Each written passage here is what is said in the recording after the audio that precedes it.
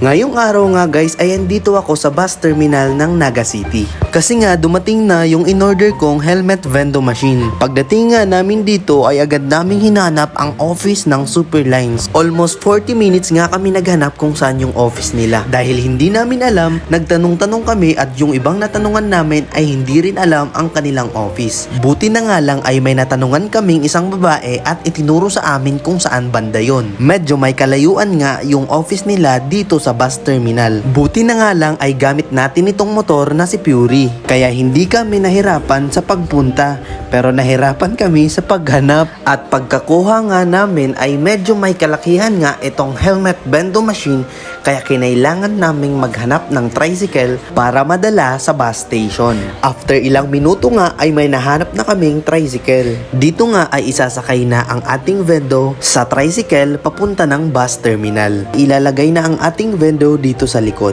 Kaso nga lang ay medyo may kabigatan nga ito at medyo malayo pa ang ating pupuntahan na bus station. Kaya naman napagpasyahan natin na ilipat na lang ito sa taas. At itinali na nga ito ni Manong sa taas ng mahigpit at siniguradong hindi ito mahuhulog. After nga nitong itali ay dediretso na kami sa bus station. Uy, may pogi!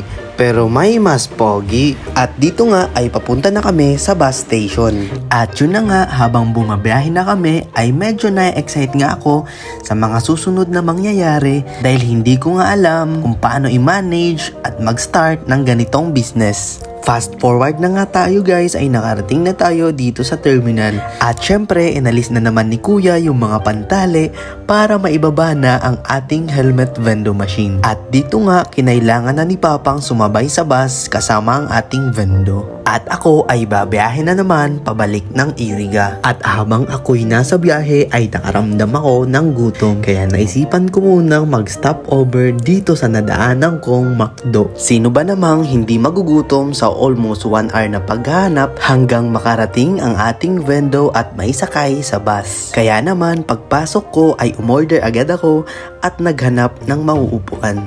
Uy, may pogi na naman. Siguro butas yung brief ng may-ari nito. At habang kumakain nga ako ay pinag-iisipan ko pa nga ang mga susunod kong gagawin sa ating helmet vending machine. At kung saan nga ito magandang ipwesto para makita ng maraming tao. Thank you McDo, kunti na lang magkakapakpak na ako. Tuloy natin ang biyahe pabalik ng Iriga.